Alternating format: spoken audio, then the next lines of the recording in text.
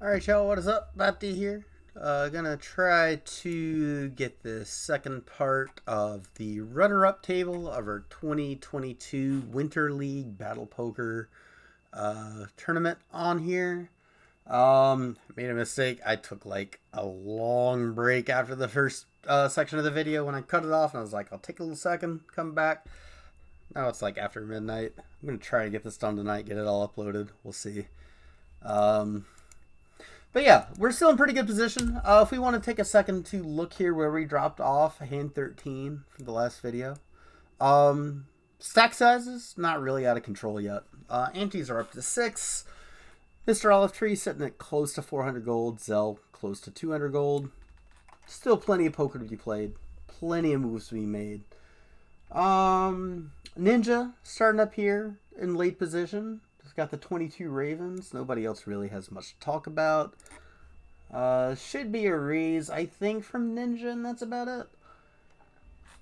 Let's see how this goes. Raises like 24, 18, give or take. 18. Yep, that'll work.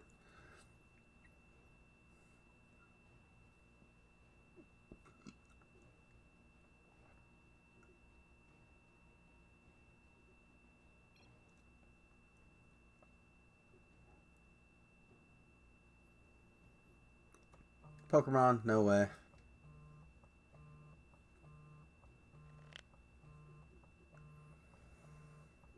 $14 goes for Z-Pro. Again, late position, not terrible. Ninja, middle position, 4 carriers. I can see that.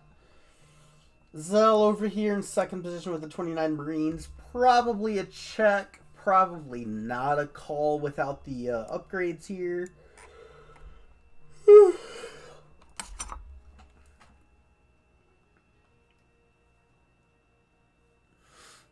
Still more work text, my god.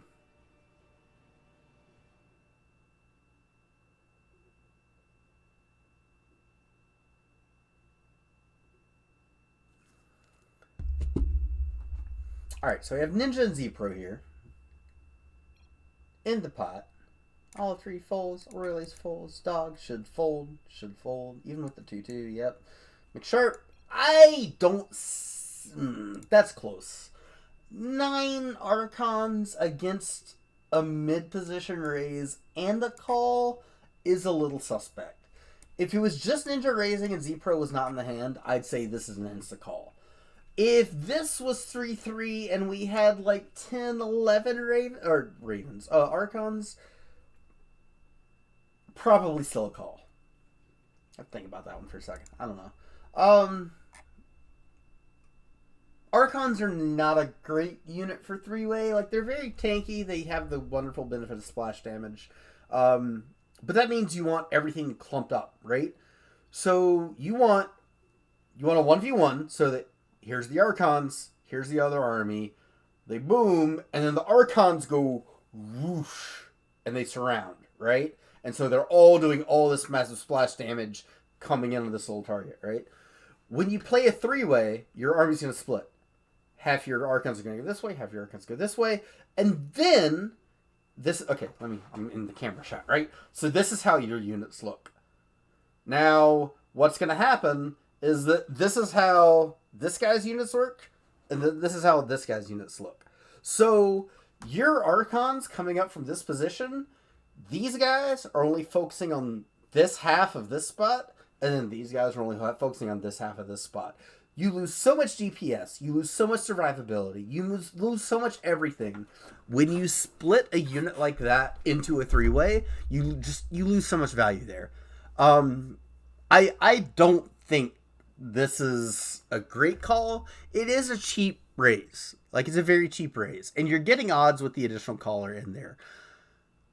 I don't mind seeing it going to the second card, especially if you bink that Protoss 3-3 on the second card, and you could get something like Carriers, which unfortunately are off the table because Ninja has them.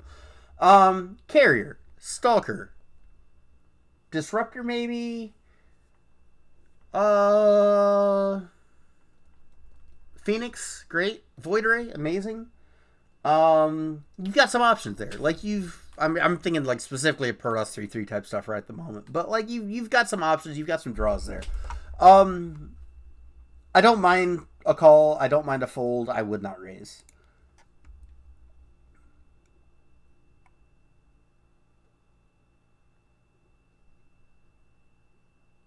There's the raise, and I. So Ninja with the 2/2 here is facing 48 into a pot of 132. He needs to be right a little bit over 2.5 times. I'm sorry, 3.5 times. Wait, I'm sorry. He's getting 2.5 to 1, therefore he needs to be right roughly 1 in 3.5 times to make this profitable call. I think the carriers can maybe find a call here. It's tough, but with the antes going up, it's not the worst idea to gamble. Ninja's gonna sacrifice like a quarter of his stack to gamble here, but you're also in position if Z-Pro does not call. And if you get a three-way after that big raise, that's weird. Like Z-Pro is signaling something weird, like it's got to be Tempest, it's got to be Swarm Host, it's got to be something multi-way, right? I really do not hate a fold here. If Ninja just wants to look for another day to fight him, that's totally fine. If you want to press the issue and call, you just have to be careful on that second card. As played, Z-Pro probably needs to let this go. Ghosts, again, just terrible multi-way. They're really not good. Multi-way, again, to specify.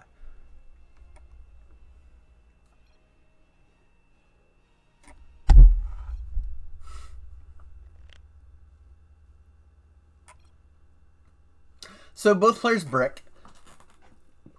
McSharp succeeded in getting it heads up, which you really want with the Archons. 9 Archons, Protoss 2/2, not bad.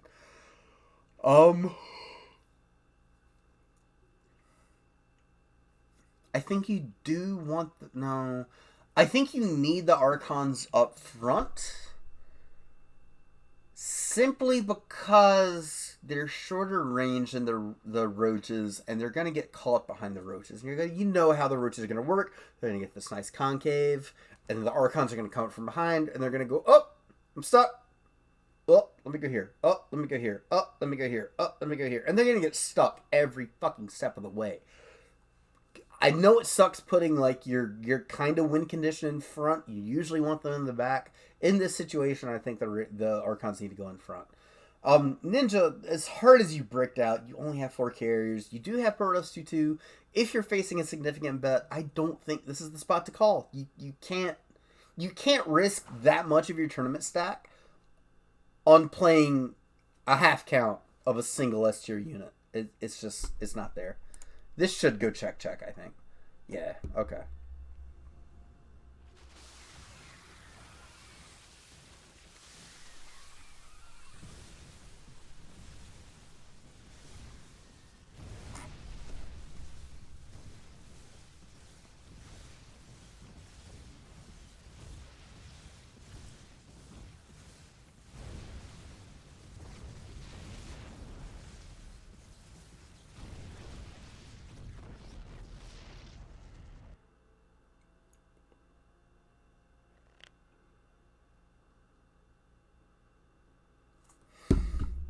Ante's up 8.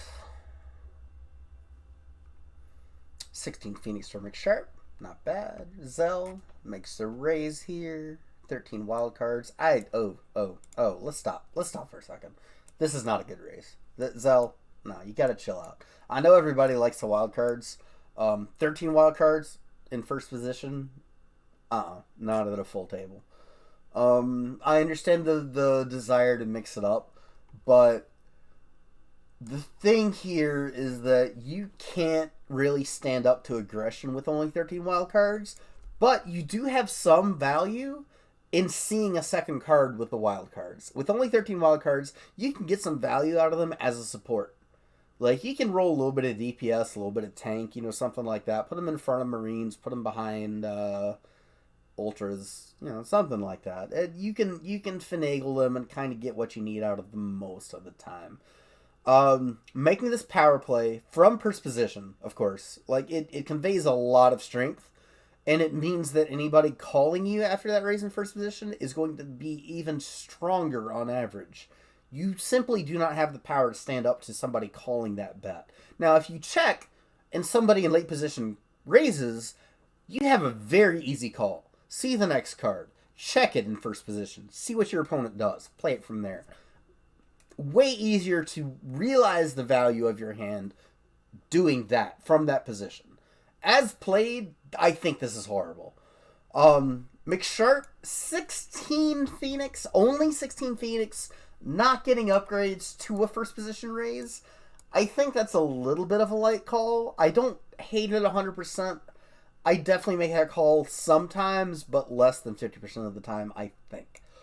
Pokemon with 14 Cyclones, Terran 1-1, a little bit more reasonable, especially given that there's already 2 players in the pot.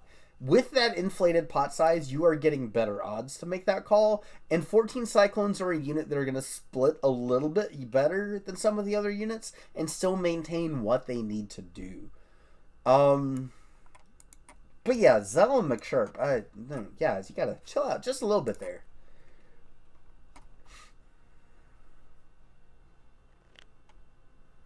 Zoe picks up 9 Banshees. Not terrible, not great. Makes another 24 bet. 24 into 112. You're still offering pretty decent odds to the rest of the table. McSharp bricks out. Pokemon has an okay middling hand. I think this is a good call from Pokemon if he makes it. You have a very versatile hand. You have air damage, you have ground damage, you have a little bit of tank, you have a little bit of HP, you don't have armor, but you do also have burst damage from the Ravagers. So if the Cyclones can like not just melt in their first encounter and have enough time for the Ravagers to come in and fire their first shot of Biles, and the Biles need to connect, I think you have a pretty decent hand here. As played, Zell, I don't think this is a bet, dude, at all. I really don't like this bet. Pokemon should definitely call this. McSharp, I think that's an easy fold.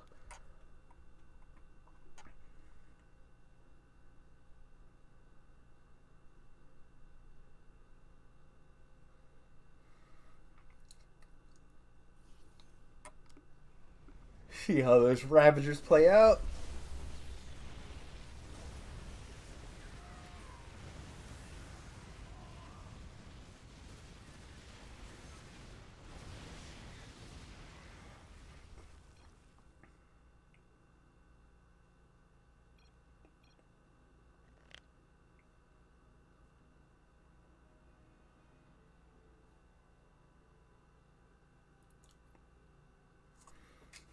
Sorry. Work. Shit again. Third time on a fucking YouTube video. Z-Pro. Yeah, Liberators. Earliest position. Makes the min raise. We've talked about the min raise. I don't like it here. I mean, we're getting a little bit higher antes. I think closer to like 10, 12 probably be a little more appropriate. However, you are slightly short stacked here, so it's not the worst. Pokemon does call with the Banshees, picks up 20 Marauders. Check. Yeah, check's about right there. Pokemon, like, if this was like heads up 3-way, that's a very strong hand, Marauder Banshee. But in the context of an 8-way table, somebody's gonna have air. Like you're screwed.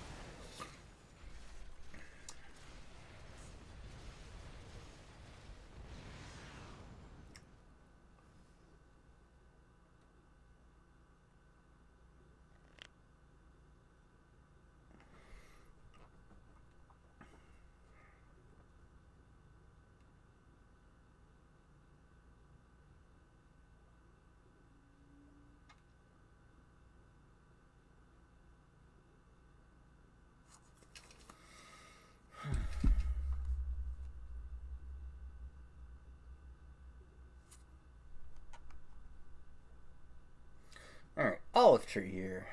Where are we at?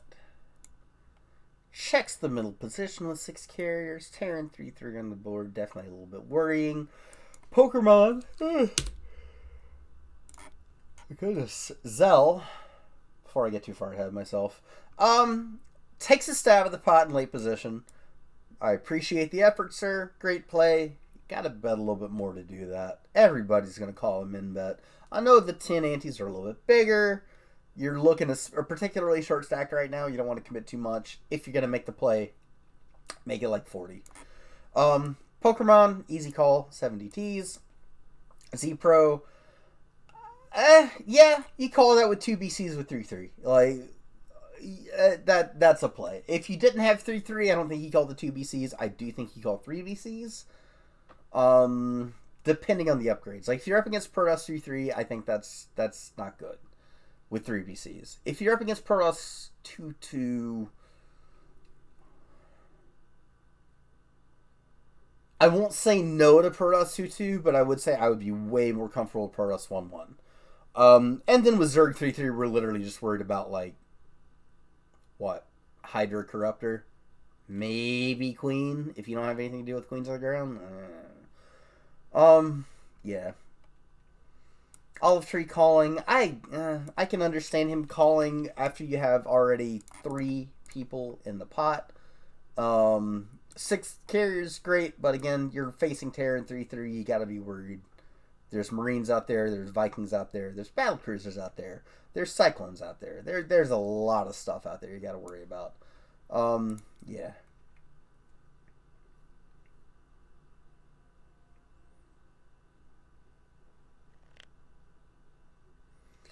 Pokemon picks up 16 ghosts, and this is a little tricky. In this situation, I personally am going to always put the ghosts in front. Because if the ghosts are going to EMP anything, they're going to EMP them first while the DTs are still back here, right? DTs are back here, ghosts are up here, EMPs go off up here. If you reverse it, DTs are now in front of the ghosts. They're both going to move up.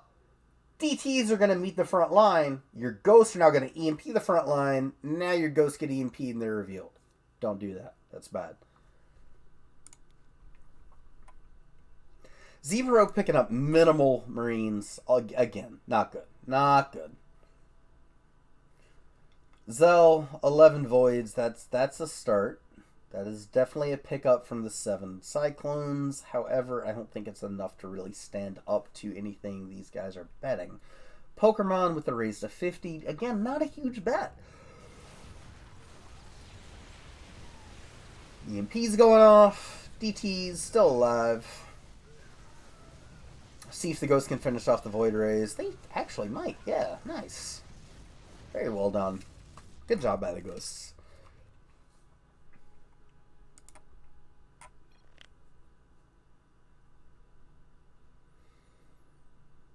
Alright, McSharp. We've had this discussion. Infestors, no good. No bueno. Royal Ace over here. 10 Tempest, not bad. Should be in middle position. Not a bad call here. Hoping to see a couple other people in the pot. Ninja with the DTs up in first position. That's doable. Yeah, that's a decent raise. See what McSharp does. He is going to be able to fungal those DTs if it goes to showdown. Pokemon getting out of the way most likely with 10 Ghosts actually calls it. I didn't see the Terran 3-3. Wow. Okay, so oop, wrong button. Okay. So same deal here with Pokemon. When we were talking about the DTs and the Ghosts, Archons, Ghosts. Put the Ghosts in front, Archons in the back. Because if the Archons go in front and the Ghosts go in back, Archons, Ghosts, Archons meet the front line right here. Ghosts EMP the front line. Now your Archons don't have shields. You fucked up. Don't do that. Nothing else really remarkable here. McSharp does pick up Zerg 1-1 with the 25 roaches, but again with the 24 infestors, you don't have a win condition there. What is going to kill everything else in this pot, right? Now to get to this action, Ninja all in blind, first position, with nothing but DTs. Like the Reapers don't play.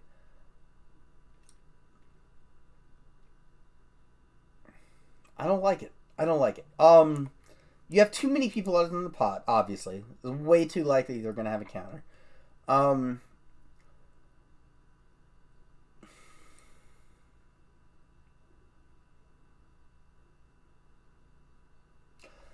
if this was a play made in Pokemon's position when everybody checked to him, this would be great. You know, like that's totally fine. Everybody just showed they're not interested in the pot.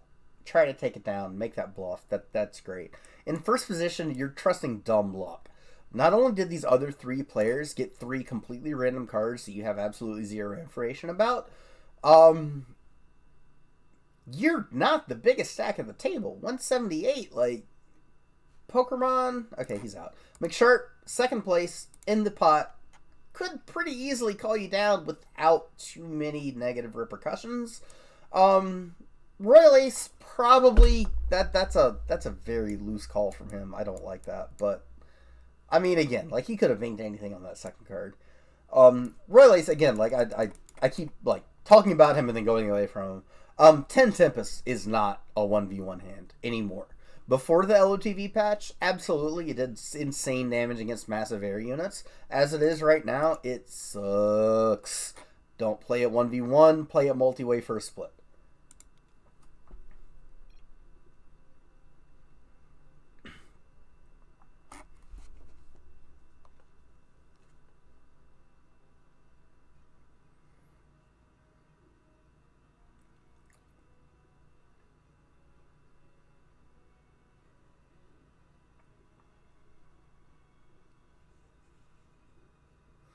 Nah.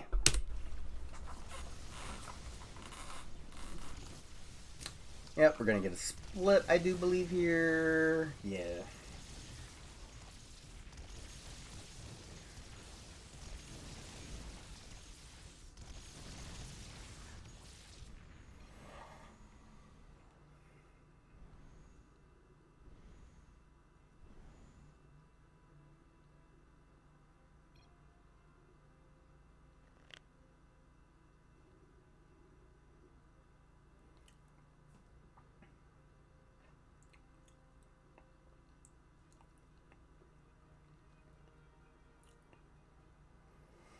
Sorry, guys. Alright, let's get back to this.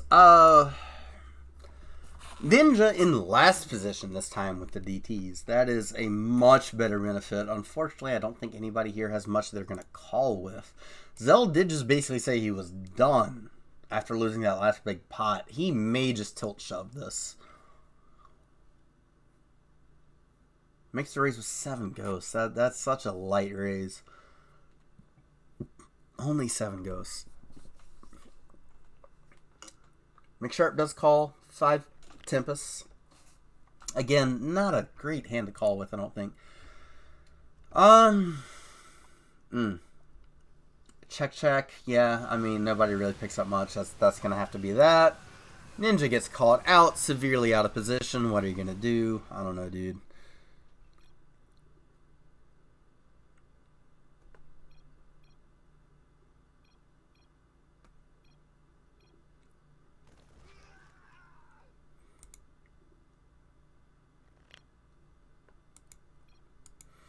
Alrighty. What do we got here? Olive Tree, yep. Royal Ace, very nice 20 High Templars. Could be a raise here. I respect the check. See if he can maybe check raise somebody or just play it a little sneakily. Take a cheap second card, play it from there. Z-Pro definitely can raise with the mainlings. Lets it go. Ninja, without the Zerg 3-3, I'm not a huge fan of the Ultra play, but I do make it from time to time. Mix things up a little bit. Royal Ace calls as he should. Pokemon probably folds. Yep. And here we have a check. Okay. I think checking from both players there is standard. Ninja can't hit air. Like, you kind of want to give up in that spot. Royal Ace, I mean, you're fairly safe with the 3 BCs backing up your 20 High Templar.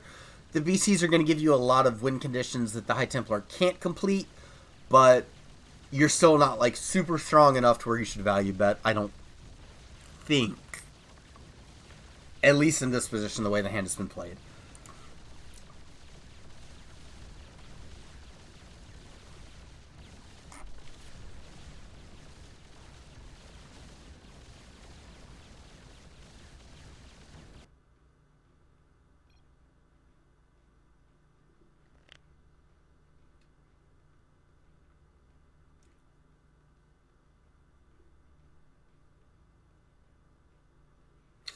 18 Stalkers from Olive Tree. Last position, Pro 3-3. Great spot to be in.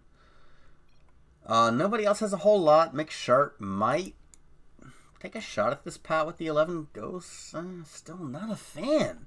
I do like the ghost play ever so slightly more because you have Protoss 3-3 on the board. As we all know, a lot of Protoss units have about like half of their health pool, maybe a little bit less, as shields. So as soon as those EMPs goes off, there goes a shitload of health that you don't have to cut through anymore. However, it's a pretty big bet. It's 3x at a time where like a lot of people are sitting around like 15, 20 blinds. It's a pretty significant commitment to ask for people. As played, I think Olive Tree is probably still going to call here. I mean, like, that one bet is not going to stream Ghost. Like, yeah. Royal Ace and Dog obviously do not have anything worth calling here.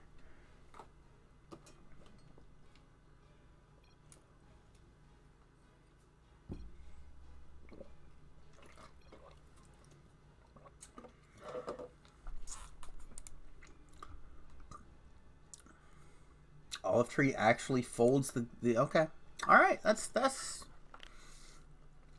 I don't hate it. I don't love it. I think I really would have preferred to see a call there, especially with Olive Tree's stack size. He has a little bit over 20 bets.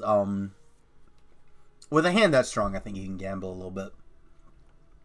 Pokemon, third to act. DTs, decent count. Dog, 40 Marines. Late, first position actually. Terran 1-1, not bad. Royal Ace with the 4 carriers. Call, I like it. Ninja. 8 voids without upgrades is a little light, but I can see it. McSharp needs to get out of the way. Dog, I honestly thought could have called there. Well, no, he is very short stack. That would have been a very bad call. I take that back. Not getting the implied odds he needs. Royal Ace, great pickup with the 13 disruptors. Love it. Pokemon still has to understand he's playing naked DTs. Not a great look. Good check. Ninja checks. Royal Ace going in. Pokemon, let's see. 64 into 310, so roughly 5-1. Should be like 17% win rate. And I think DTs against a random ass hand should have like a 70% split rate.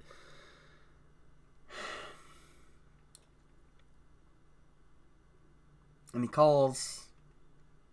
Yeah, I think that's fine. This is not the time to go nuts with an all-in. We're getting pretty deep into the game. Everybody's short stacked. You don't want to blow away like a first place position going for a bluff and then suddenly end up on the bottom of the stack. I think the call is reasonable.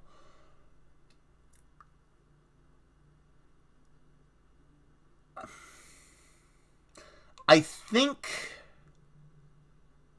I'm trying to look at stack sizes in relation to where everybody's at. I think if you were going to make that raise on the first card, given the current stack sizes, you probably should have made it like 2x instead of 3x. Yeah. I think I would have gone with a 14 raise instead of a 28 raise there on the first card. Yeah. Yeah, I think so. Here come the disruptors to wreck the DTs. Here come the carriers to wreck the oracles. Boom. That's that. Royal Ace taking down a decent little pot. Moving up to first place, as you do. Ninja, third position, 23 mutas, Protoss upgrades on the board. I don't like this raise at a 7-handed table. We're getting deep stack. There's not a lot of implied odds here. You need to be betting your power cards and staying away from the cheaper cards unless you feel like it's a good spot to bluff. This is not a bluff spot. Mutas are great. Sometimes they're a lot more reliable with the upgrades. Not because of armor. They don't have the health pool to really benefit a lot from armor.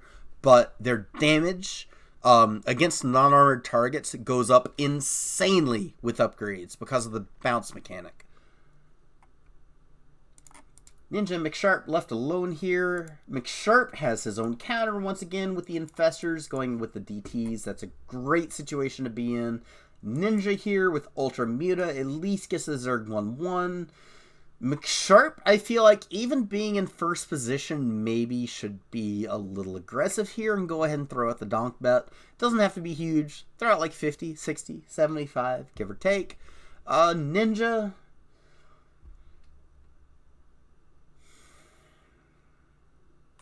If the bet's that small, I think I have to call here.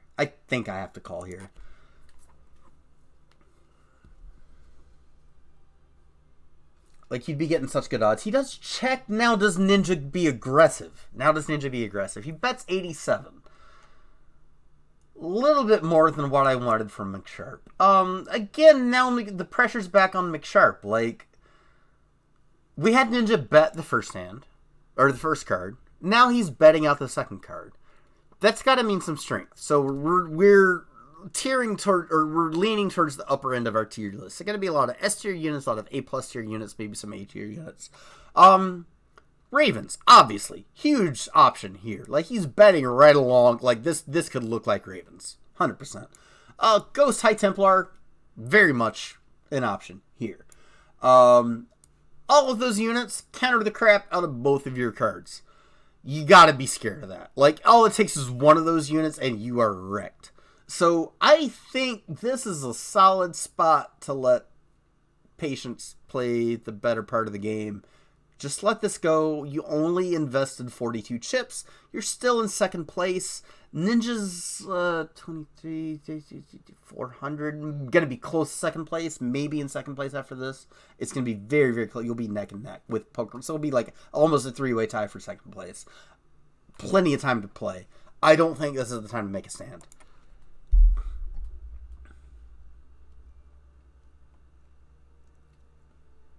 He does. Gonna get half the pot. Actually, he may get the whole pot if these fungals go off properly. No, they're not. One more? Two more? No, no good. Another draw for the collection, right? See little DT squigglies chilling down there. Split the pot.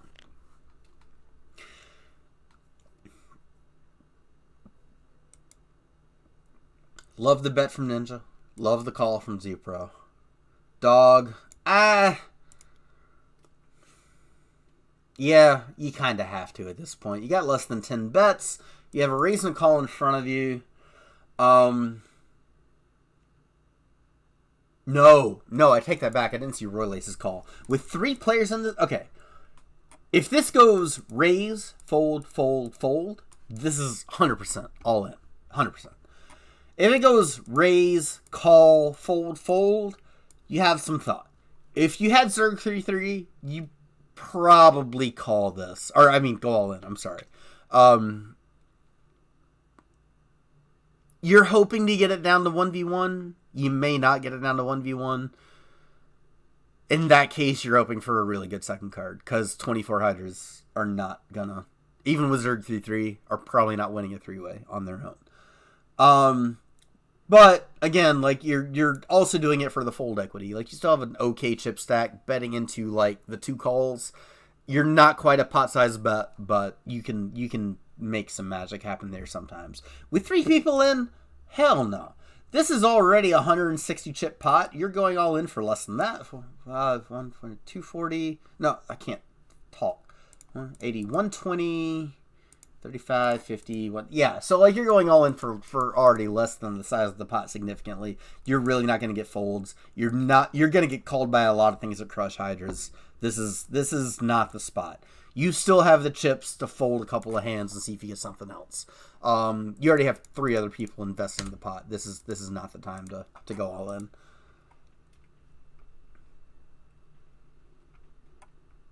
Ninja calls, I think correctly.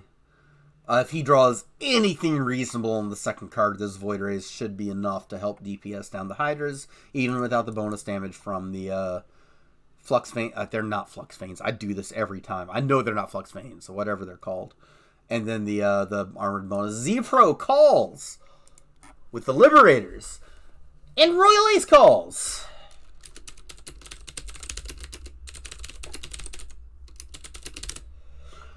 Dog. Dude, you're done here, dude. Sorry. GG, you're out in 7th. Royal Ace needs to put the Archons in front, otherwise has a very... let me think about that actually for a second. Disruptors can... Fire, back off, Archons in the front. I think I like that, actually. I think I like Disruptors in the front here. Let the Disruptors run up front, get their first shot off, do the Disruptor thing where they run away as soon as anybody looks at them.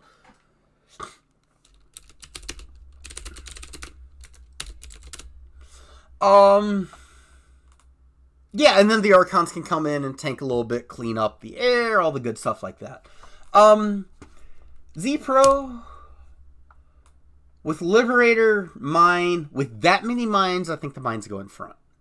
You're going to lose several mines against a lot of unit compositions right when they go up front to try to burrow, but you should still have like 12, 11, 10 mines left to get a solid shot off, kill any clumped up air, any clumped up ground units, get a decent start for that one card like shot that you need, and set up for the Liberators. Ninja has a beautiful hand here.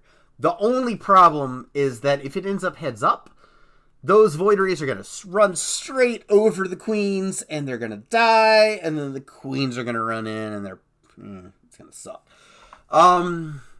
If this stays 4 ways, Ninja, oh, dude, I think you're in a pretty good spot. Z-Pro, I think has a decent chance of the pot. Royal Ace, not so good. Dog, you're dead, dude.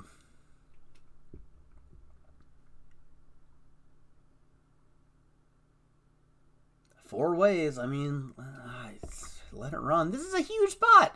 This is a huge pot. This is almost a quarter of the chips in play. That's a lot of chips. Yep, Liberators crushing those Void Rays. Look at that. Void Rays going down to the Archons. Archons coming in to clean up. Liberators trying to siege in time. Can they do it? Shots going off. Those Archons got to go down and you're good. Yep, that's it. Liberators should have this. Liberators. Oh, man. Such a good unit. Z-Pro. Taking down a huge pot. A huge pot. Oh, my God. As they pick away. Yep, look at that. Look at that. GG Dog. 7th place. Congratulations on making the runner-up table. I mean, that's pretty big in and of itself. Well played, sir. And so now, let's pause for a second and look at the chip stacks. Antes are up to 20. We just got a double raise. That sucks, but is what it is. Bottom of the stack, Olive Tree has 12 bets. Z-Pro, 30 bets. Nobody's terribly in the danger zone yet. We still have a little bit of poker to play. Olive Tree here. Let's look at this. If he goes fold, button goes here, fold, button goes here, fold. He will be folding down 60 chips. He will be at 180. That is going to be pretty close to the pot size. If it comes around to him and the button goes to, who is that, Royal Ace? If the button goes to Royal Ace, he'll be down to about 160 chips with 6 players in the pot, making about 120, 140 average pot size if the antes go up to 24 instead of 20. Perfect size to bluff shove if it chucks around to him. You got to keep that in mind when you're looking at these spots. When you're getting low in chips, look at where you're going to be in position when you get low. Olive Tree still has room. 12 bets. 12 bets right now with the button here. 11 bets. 10 bets. 9 bets. That is still plenty to play poker with. It's not enough to, do all the fancy shit you want to do, but you can play your cards pretty effectively. Olive Tree should be playing pretty tight until the under the gun position passes him to Royal Ace. At that point, he can go nuts. If everybody checks to him, all in. If he has a good hand, all in. If he has a drawing hand and one person raised in front of him, all in. Try to force them out and take that bet down, right? It's a semi-bluff. If you get called, cool, you have outs. If you don't get called, cool, you took down the pot. Win-win either way, right?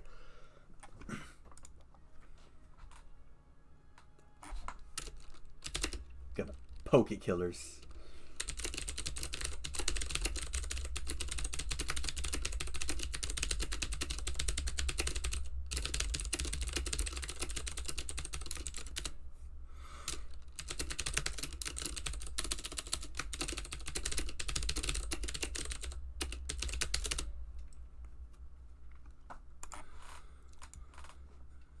Pokemon, yep.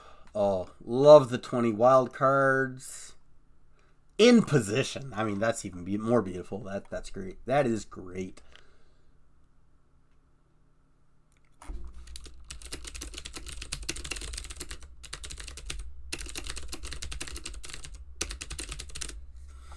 All right, what do we got here? Not a whole lot. McSharp.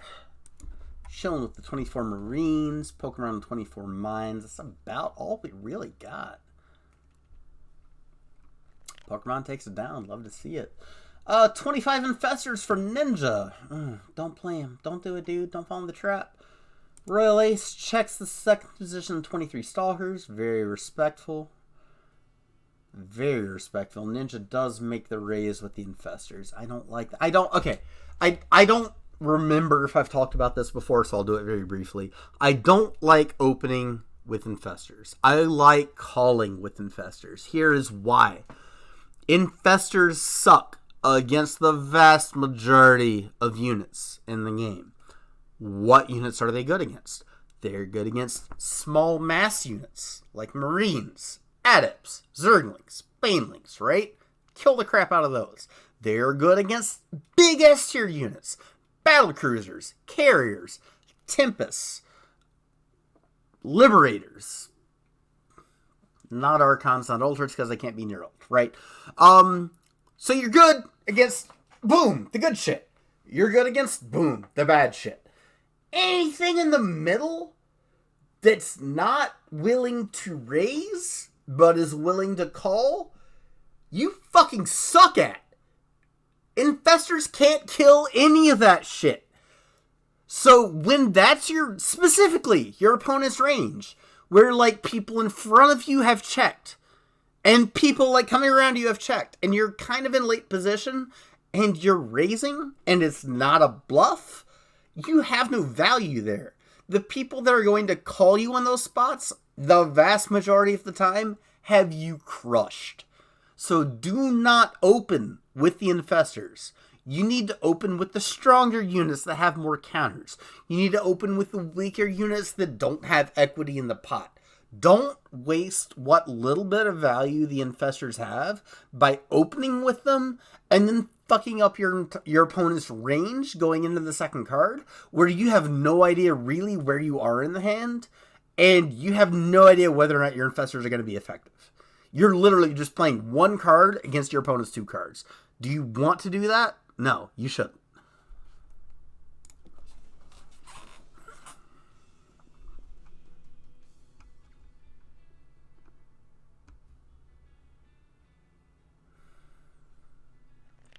There we go. Alright. Royal Ace has an amazing hand here. This is Stalker Tank. I mean, you have solid anti-ground. You have some anti-air. You have Stalkers that are safe. They blink back. They can tank. They can DPS. You have tanks with insane ground DPS. That is a super solid hand. Ninja, where's your victory condition? You don't have one. This is my problem with Infestors. Infestors are an okay support unit. But here's the problem with Infestors compared to other support units. Look at like Ravens when we're playing them in support counts of like 6, 8, 9, 11, whatever. They still put out solid DPS. 300 damage a turret that gets dropped if it survives the entire time of its lifetime, right? That's a ton of DPS. That's a lot of value. That's a ton of value you get from Ravens in small counts. Infestors, where's your value? Again, we talked about this. You counter low tier units. You kill low tier units. You stall high tier units. You neuroparasite them. You take them over. They don't fight you for a little bit. They're not going to win you the fight. You literally cannot win the fight with just Infestors against high tier units. So, here's your second card. Your chance at victory. Your chance of killing everything. 9 Cyclones. No good. Ninja all in. Oh, dude. I just yelled at you about this entire play. Why'd you still make it? Dude, come on. He even says, I knew you'd call. Why'd you make the play then, bro? If you have the read, if you know he's gonna call, don't fucking do it. It's not that hard. Love you, Ninja. Man, you've been around forever. You're an OG. 6th place. Hit me up, dude. We need to play some more soon.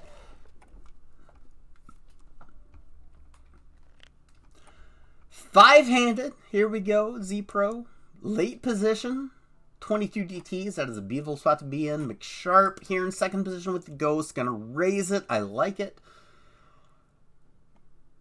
Should be down to the 2 of them. Still even 5-handed. 8 wild cards, not enough. Good synergy from McSharp. We have Vikings for anti-air. We have Ghost for anti-spellcaster. The Ghost can attack things on the ground. The Vikings can attack things on the ground. I mean, it's not like a super high value hand, but again, look at this table. We are down to 5 players from 8. We've talked about this before. As players pair down, there are fewer threats out there. There's fewer chances of all the little ghosts hiding in the corner, the little monsters, the gremlins that you're worried about. When you have the Ravens, does somebody have HG Ghosts? When you have the Battlecruisers, does somebody have the Ravens? When you have the Banelings, does somebody have the Air? Like, the fewer players in the pot, the fewer players dealt into the hand, the fewer of those little creepy crawly monsters that could be hiding out there can actually be there, so the more confidently you can play the hands that you do get. As it is, I love the raise from McSharp. I think this should be another raise here. Z-Pro unfortunately banked a really strong hand and should still chop this pot, I think. No, McSharp is actually going to crush this because the ghosts are going to snipe the fuck out of him. The problem still, though, is that Z-Pro just, like, he has such a strong hand. You have 22 DTs, and we've talked about this before. Like, if you have 3, 4, 5 DTs, like, you got to be really cautious. Like, if there's a counter, a single unit counter, you're fucked, right? With 22 DTs, you have a little bit of leeway. A couple of fungals, maybe they miss. A couple of EMPs, maybe they miss. Lurkers, maybe they don't splash everybody. You know, like a couple of the counters that could be there, like, yeah, they're not there anymore.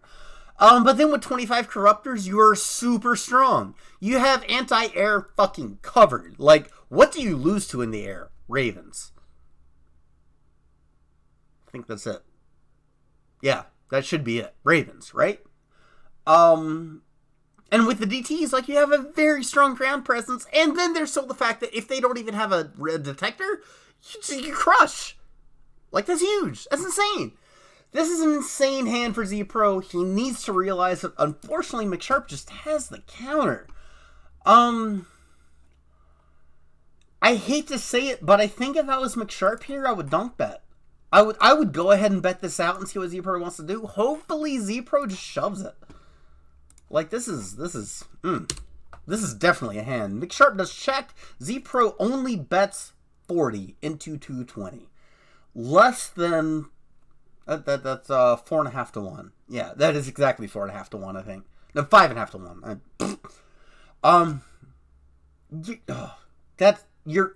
What are you doing here, Z-Pro? Like, what are you accomplishing? That's a 2x anti-raise into a 5.5x pot size.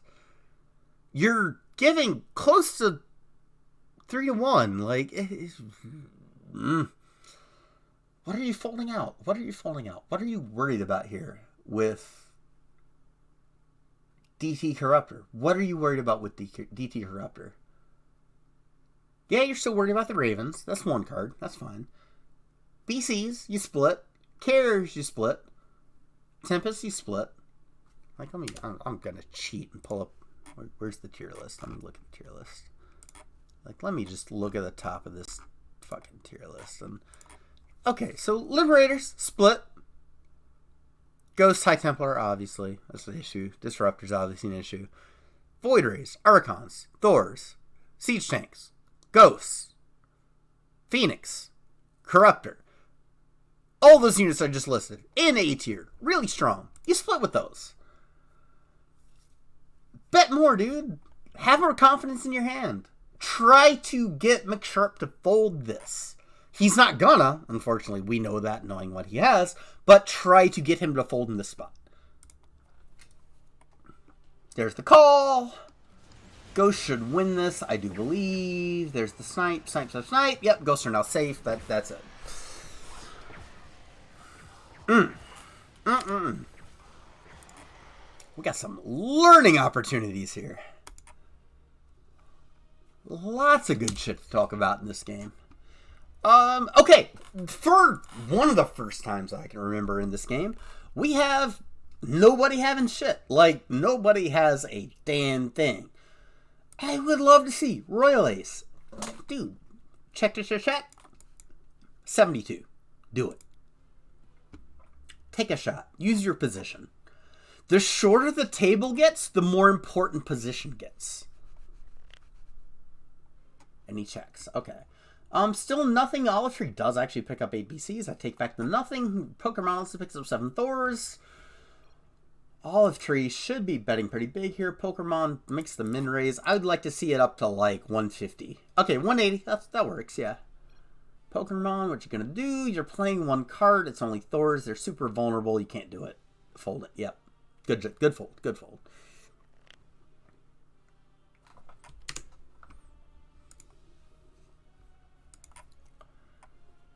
$19 Zealots for Z-Pro, not much for anybody else. Pokemon can play the Broodlords here. Broodlords in first position, not great. Okay, so he may be looking ahead to the second card, realizing he's going to be first to act on the second card. Lets it go. Man, a few more hands here. Just not a whole lot going on. McSharp does have 19 roaches. Can do a little bit of damage here. Does raise it. Just a little with the Zerg 3/3. I like it. Take advantage of those upgrades. Again, not a whole lot. Z-Pro, 7 lurkers. That's kind of about it. See if we get a raise out of them. Take down some antis. We do not. 9 voids. Again, not a bad pickup for Z-Pro. 21 wild cards. I've been over this before. Wild cards. Great for countering like one card with low count. Or something that just needs like a counter. Against like a made hand, dude, you're not going to kill anything. You're not going to get enough anti-air. You're not going to get enough tank. You're not getting enough DPS. You're not getting enough anti-ground. You're just, you need to get little bits and pieces of all these other fucking hands that you need and not enough of them to win. But we do have Royal Ace down here, raising in second position with the Ravens. That should be enough to take this down. I do believe Pokemon might want to stick around, but he should not with just the naked wild cards, in my opinion. McSharp. Whoa, McSharp. That's a... Okay. Okay. You're risking a little under a fifth of your stack. You are praying for this to go like 4 ways, at least. 3 ways I don't think is enough to save you with the Tempest. I think you need a 4-way pot with just Tempest. Those Hellions are not going to give you any value whatsoever.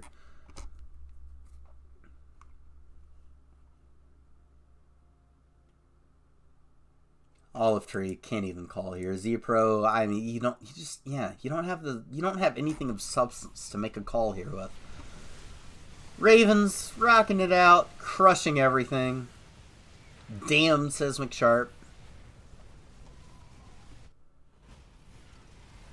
Here we go.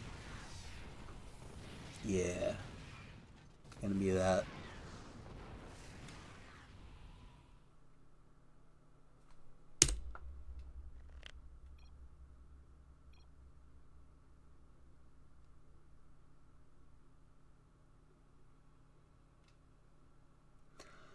A lot of nothing here. Not great unit counts, not great units. Still, not a whole lot. Z-Pro should take this down with the 7 battle cruisers. I assume he's going to raise in the middle position.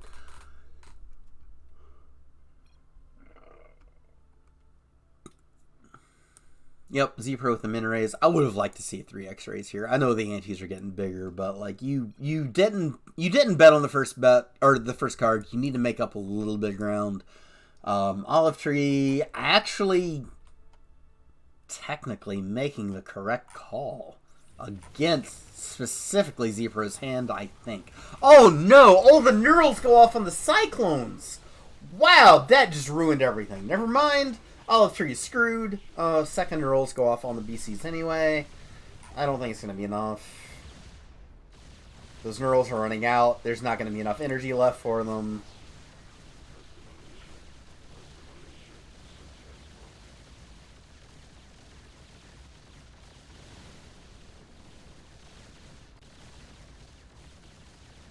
Yep, 10 seconds left. Infestor's not going to make it.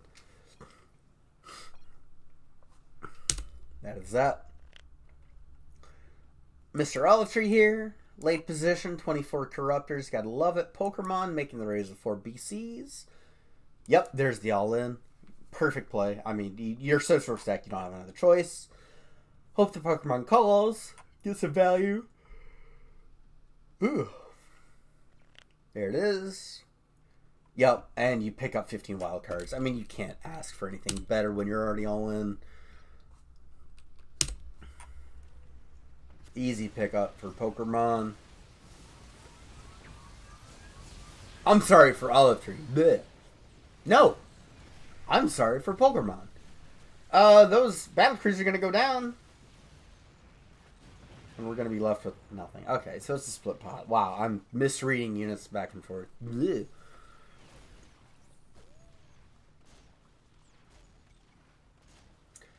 We see this, the ghost snipe and snipe. Oh, not even sniping, just like pew pew. Ravager throwing down the bile every once in a while. There's a storm. Exciting. Not going to do anything. Lots of nothing. Z-Pro probably taking this down with a raise from the High Templar. Min raise. Can't imagine anybody's going to call. Takes it down. Easy peasy.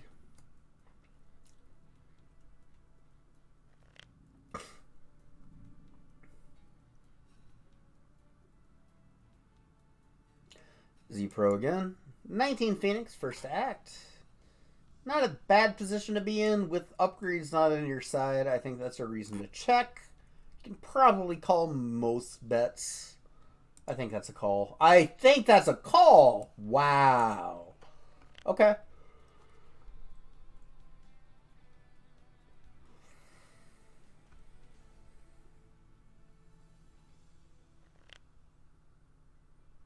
Nobody with anything. Royal Ace with like a mediocre hand. 6 Thors, 17 Stalkers. Thors in front. Okay, Stalkers in front now. Perfect.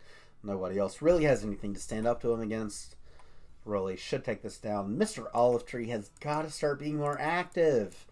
You've got not even 4 bets left. Less than 4 bets left. You got to start stealing a little bit. This needs to be an all-in for Mr. Olive Tree regardless. Should be a check, check, check. Raise. Everybody fold. Pokemon does take a shot. Unless Pokemon banks like Vikings or something, that should be that. What you thinking about, Royal Ace? Wow, that is a ballsy call, Stormhouse. I mean, Pokemon has to go in. Yeah. Oh! Oh, no! No way! Okay. Pokemon binks the Ravens. Olive Tree picks up great count of a Lurker. Royal Ace picks up perfect count of Banshee. This is insane. Alright. Pokemon, first act, just won this hand. Like, this is very, very close to the nuts. I know we talk about all the time how in Battlepoker, there is no such thing as the nuts. There are counters to every hand. Ghost High Templar have this crushed. Ghost High Templar not on the board. Pokemon is 100% in control of this hand. Mr. Olive Tree has a solid front line. 14 Lurkers. Great in a 5-way pot. Now down to 3 ways on the second card. You have great equity here, especially with 4 carriers. Backing it up with 2-2. Royal Ace, this definitely a good spot to split. Put the Swarm Hosts in the back. They're probably not going to get touched much. Banshees can run forward while they're cloaked, invisible, can't be touched. Do a lot of DPS to ground units, kill shit before they come and attack the rest of your stuff. This looks good from all angles. Now let's look at position. Royal Ace is first to act. Royal Ace has a shitload of chips. He has almost twice the number of chips in the pot. He does not have the strongest winning hand. He should check here almost 100% of the time. Actually, I'm going to argue 100% of the time this should be a check for Royal Ace. Pokemon has a choice. Pokemon needs a solid read on Mr. Olive Tree that he was fucking around and will bet for him to check here. If Pokemon is not convinced that Mr. Olive Tree is going to bet, then Pokemon needs to be the one betting in the hope that Royal Ace is going to call. Olive Tree here, with 3 people in the pot, as much as you like Lurker and like half count of sight of Carrier, even with the 2-2, if Pokemon gives you shit, you've got to get out of the way. Pokemon is the lowest stat player at the table. Wait, Olive Tree's already all in. Why am I even discussing this? Pokemon is, yeah, Pokemon should all in here. Jesus, I'm blind. Yeah, it should go check, all in, already all in. Probably fold. Yeah, really should 100% fold here. There's the all in. Olive Tree's already all in. Really should fold. Right? Royal Ace folds this, right? I know you have a shit ton of chips. Don't just throw them away. He does not call. It's going to be versus Mr. Olive Tree. Olive Tree should be going down very quickly. Those Ravens, man. My God. Raven nerf win Blizzard. Spoilers! Never.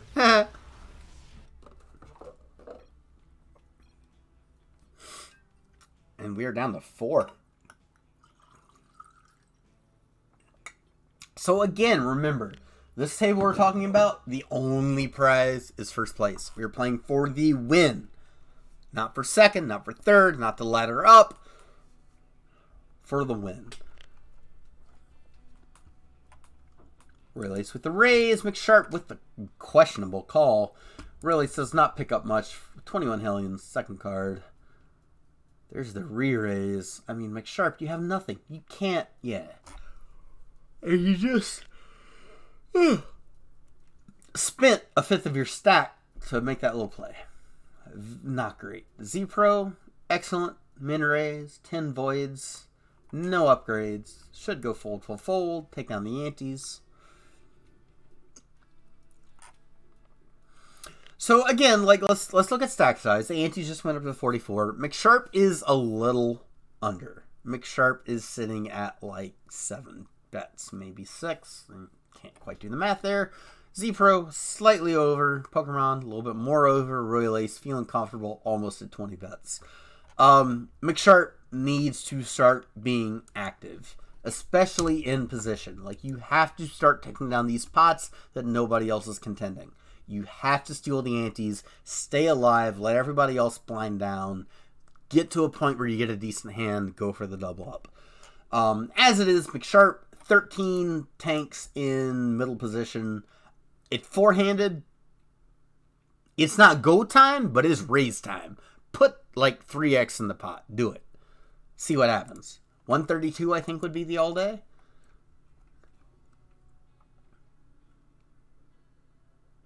Right? Oh, he even goes higher than that. He goes past 132, goes up to 176. I am totally okay with this. We like value. We like bluffs. We are fine whichever way this gets read. If everybody folds, we take it down. Bam. Free chips. If it gets called, we got value with those tanks. They are going to blow the shit out of anything on the ground. If we draw decently on the second card, we can get value out of that. If we don't draw decently on the second card, we might still go with the bluff. This is a great situation. I love this play from McSharp.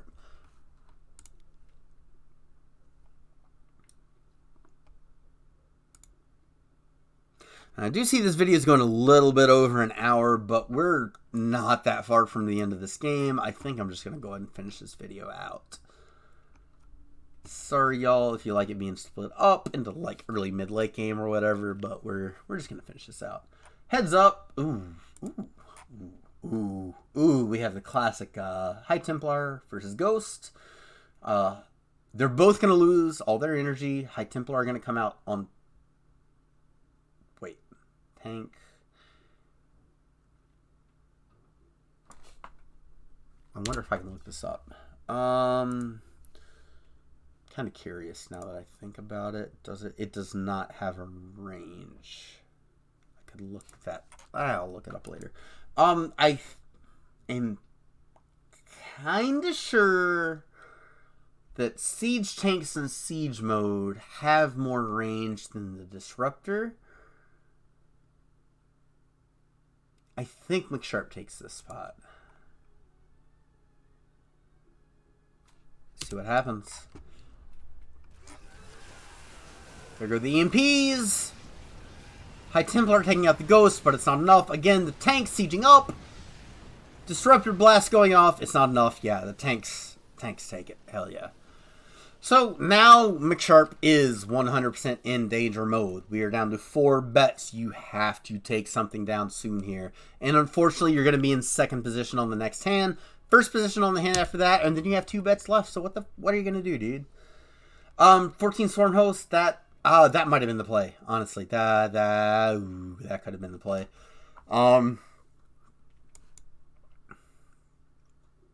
Royal Ace, I like the check. I like the call.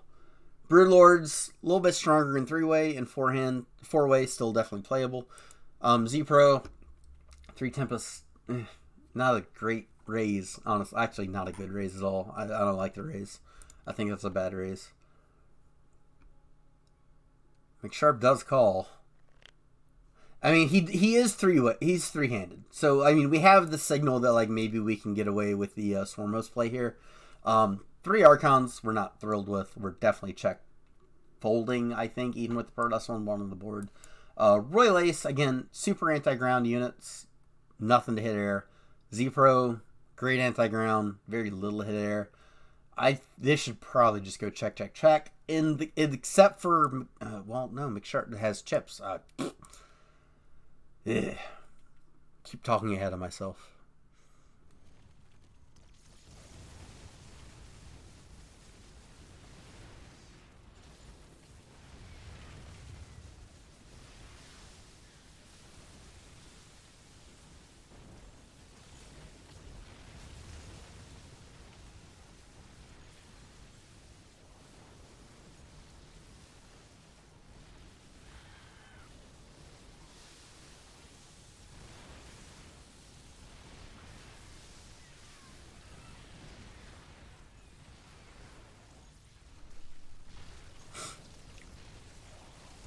There go the Swarm Hosts.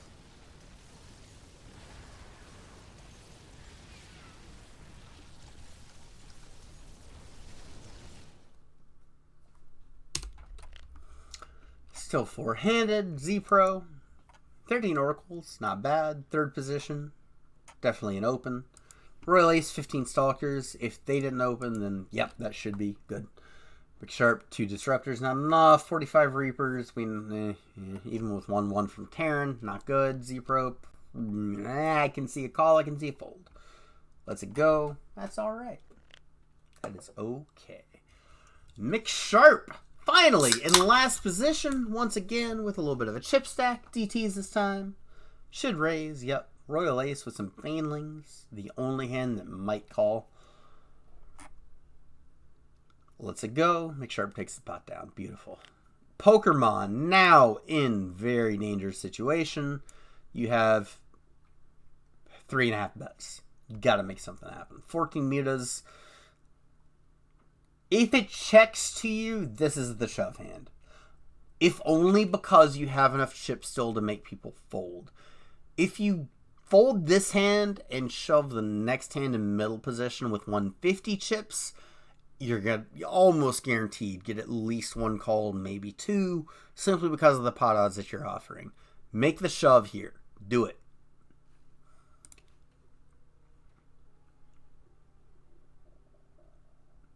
Come on, Pokemon. I believe in you. You can do it. Yeah! He shoves all in.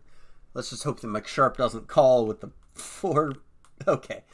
Yeah, Royal Ace should be safe. Yeah, actually, I don't know if 14 Mutas beats 9 Voids. That's a lot of Voids. Yeah, I think the Mutas might actually go down here. That's disappointing. Good call by Royal Ace. I mean, he read it correctly. Unfortunately, once again, I am incorrect in calling the fight, even looking at everybody's cards. Whew. Happens, though. Never know how the AI is going to target, how everybody else is going to call. If it's going to be 2-way, 3-way, 4-way. GG, Pokemon. Out in third. Yeah. So Ante still at 60. Z Pro below 10 blinds. McSharp below 10 blinds. Royal Ace living the dream, man. McSharp makes a raise with the Immortals. Love it at 3-handed. Protoss 1-1. Not a whole lot of anything here. Let's see if Royal Ace takes a stab at the pot with the position. He does. Nice. Very nice.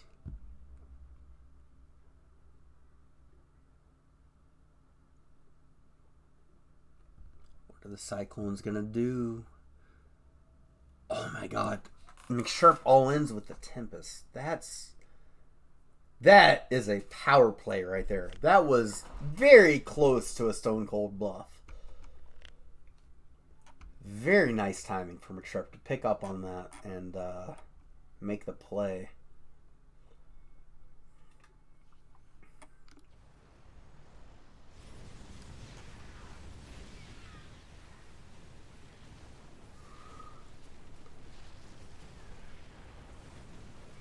As soon as, they're going to go back up, kill the Banshees. We're going to have 15 Vikings against 9 Hellbats. The Vikings should win this very handily. Very handily. Z-Pro now, I mean, man. Again, we're down to 3.5 bets, 2.5 bets. Like, it's go time, man. 42 Banelings, that's it. Do it. That is your hand. You cannot afford to wait any longer. You got to do it, dude. And you check. No. Fortunately, you pick up 11 Archons. That should be more than enough to keep you alive. McSharp with the 16 High Templar. Not going to be happy to see the news. Z-Pro! What? No! Dude! Oh, no. You had such value in that hand.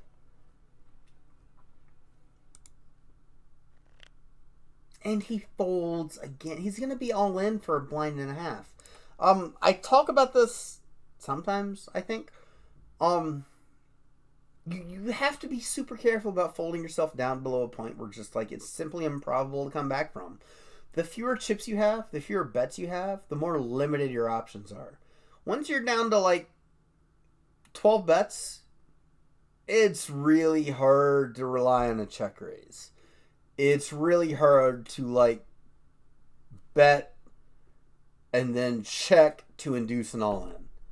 Like, it's just the numbers aren't quite there. I think I'm saying that right. I'm confusing myself a little bit. But, like, when you have, like, 15, 17, 20 bets, you can check raise. You can miss a street of value. You can bluff a little bit. You can semi-bluff. You can min raise just to get some chips in the pot and then play accordingly from your second card. Like, you have all these options that when you're down to like 10, 12, 8 bets, all those options disappear. You can't do it. And now Z-Pro, like to obviously the lower extreme, has 1.5 bets left. He is essentially all in on his next hand. If he folds his next hand, he's going to have to win like 3 or 4 consecutive hands all in at complete random just to have a chance to come back in this game. You can't fold yourself down that low. You have to take a chance with the hand earlier than that. 12 DTs for our ace. That should be an easy call. McSharp raises. Yep. Even I think the DTs have an easy call here if McSharp goes all in. Because again, remember, we are playing for the win. There is no prize here for second place. Z Pro goes out. GG. Gonna have ourselves a little heads up.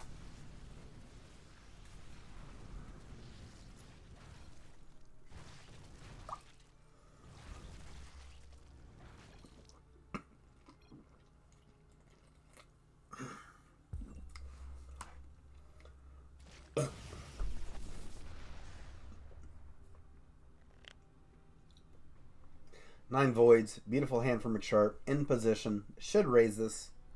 Yep. Royal ace. Nothing to call with. Yep, let it go. Again, like, I think I said this in the first video. Might have been this one. I don't know. The fewer players at the table, the more important position becomes. When you're down to heads up, literally half the hands that you play, you're going to act after all of your opponents, which is, one opponent. When you're in this situation, you should be raising like 70-ish% of your hands. And not 70-ish% of the hands that you will play, 70-ish% of your hands dealt. Because you're putting that pressure on your opponent in this high-stakes situation where you guys are both down to like 8, 10, 12 blinds. You simply can't afford to risk that much of your stack on a gamble. Unless you have a really plus EV draw that like you're going to hit the a large percentage of the time. The way that the bets are set up in this game, you can't get creative in heads up and be like, I'm going to call this and like play around a little bit. This is specifically due to the way the UI is set up. The smaller the pot is, the more important it is to get like a correct ratio of bet to pot size so you're offering your opponent the pot odds you want to. Unfortunately, with the UI that we have in Battlepoker, when you're talking about really small bet sizes, you only have 3 options: 2x, 3x, 4x. You can't 2.5. You can't 2 1/4. You can't 2 2/3. You can't 3 1/4. Like those aren't options. You literally just can't do them. It's 2, 3, or 4, or whatever you want past 4. And that unfortunately limits a lot of heads-up plays. Like a lot of heads-up plays. So, given the tools that we have, I already forgot about the last hand I was talking about, so we're just going to move forward.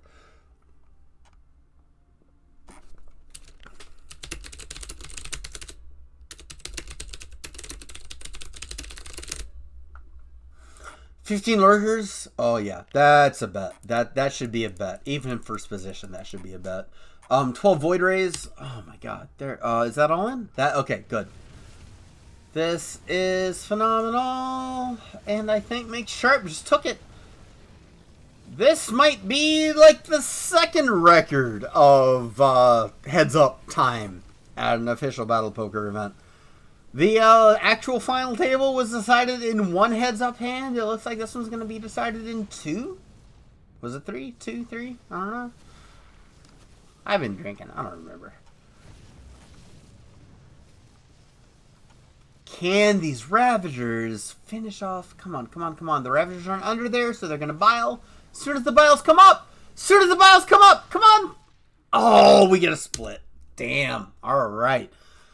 Really, still in this with like 5 bets. You gotta make a play. 3 altars is definitely playable. You need to raise, though. I cannot stress this enough.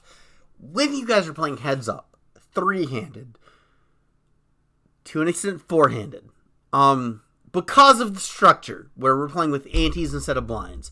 If we were playing with blinds, I would say 100% of the time you need to open with a raise. You need to come into this pot firing, get people out. Make them fold, right? With antes, the pot's already so big.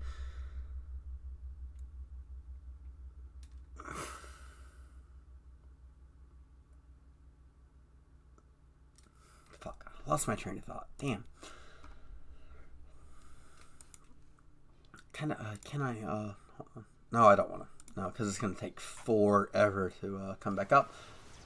Yeah, like, when the antes are so big, you have to make the plays with, like, 3 ultras. Like, assume that 3 ultras, like, okay. You don't have to assume that 3 ultras are going to do pretty well against a lot of ground units.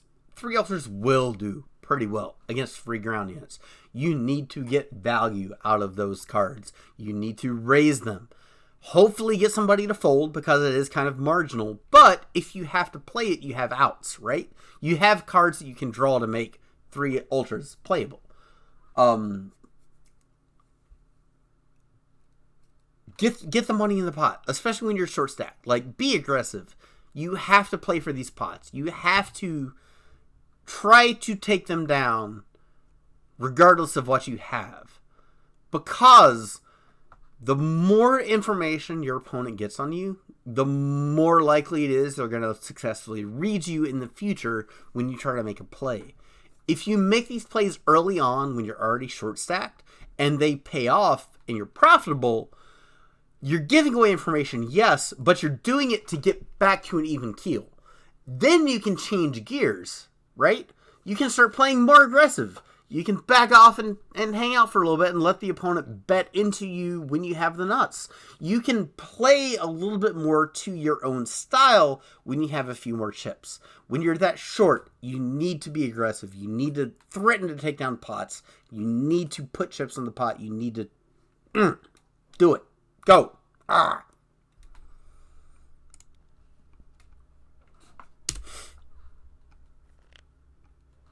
Oh no. Royal Ace with the Ravens. Oh no. Is this going to be a double up? Is this going to be a double up? Go check, check. I don't like that with the... I mean, okay.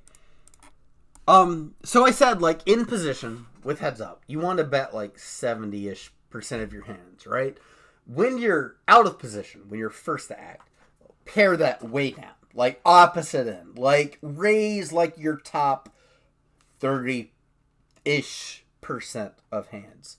The reason for this is that obviously we don't know what our opponent has. We have no information on what they got dealt. If we check to them and they check behind, cool, we can go ahead and bet the second card. And given the stack sizes of this stage in the game, it's not like you need to set up like a multi-way, like a multi-street bluff in Hold'em to get your opponent's entire stack. It's not like your opponent's sitting on 60 BBs and you have to go like 3 BB pre-flop, 7 BB on the flop, 10 BB on the turn, all in. Like, you don't have to like set up all this bullshit just to get it all in. Like, stack sizes are so small, you can be like, bet, shove, boom, done. You did it. And 2 things are going to happen. Either you get it through and like your opponent folds, you take down the pot after building it a little bit on the first bet, or your opponent calls, you get value, right? And right now, what Royal Ace needs is value. He needs to double up. He needs that chance. So Royal Ace should be doing anything he can in his power right now to get all in.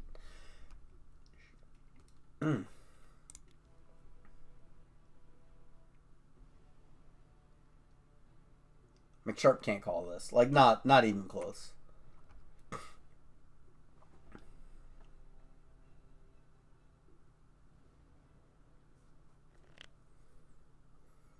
Oh my god, McSharp. Again. Wait, did he go check, check? He checked the 25 Ravens first. Royal Ace checked the 15 Hellbats. Okay. And now he bets 300. So now you have a problem. You're betting half pot. Well, I mean, you're betting more than half pot, but you're giving half pot odds to Royal Ace. The bet is 200 to Royal Ace with 400 in the pot. And Royal Ace doesn't have jack shit. Oh my god, he calls! What?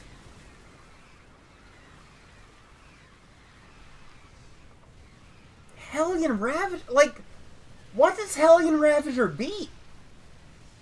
Like, Royal Ace, like, if you're watching this, tell me. You tell me. Comment below. Hit me up on Discord. Something. What does that be?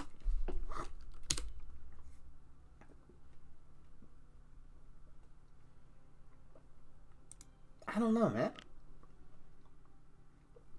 Ravager Hellbat? Like...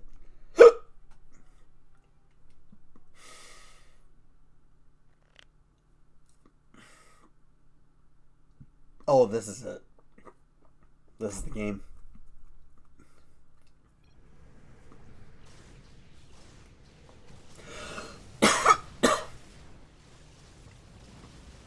All of a sudden I got the hiccups.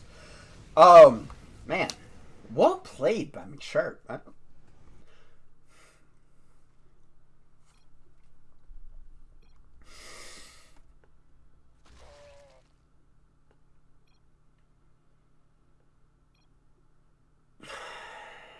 Alright, hiccups hopefully gone. Yeah, McShirt, man, dude, took it down. Hell yeah. Enjoy your avatar, man. Like, show that shit off. Use it in every fucking pub game that you can. And when people are like, hey, how'd you get that avatar? Be like, you know what? I beat 31 motherfuckers at a fucking league. I spent 7 weeks of my life playing this game. I crushed the fuck out of everybody. And I made it to the runner-up final table. Little disparity, I guess, in what I just said and then what I finished with, but you know. Anyway, man, a little bit of a weird video, I guess. I wasn't entirely on topic. I think I had a lot of distractions and side that kind of thing. But man, let me know how I'm doing, what you want to see. Let me know how I can get better. Let me know what I can help you guys with. I am doing this content for the Battlepoker community. I'm not making money off of this. I'm not like asking for donations or shit. I want to do this so that players are better at the game. So the more people understand how poker works, how StarCraft works, and specifically, of course, how StarCraft poker works. So yeah, leave comments, hit me up on Discord, whatever you gotta do, let me know. I'm down. I'm here for y'all. Just tell me what you want to see. Yeah, this has been BotD. This has also been the Battlepoker Winter 2022 League runner-up final table. Hope y'all catch us on the next tournament, the next league. We'll see y'all later. Take care. Bye.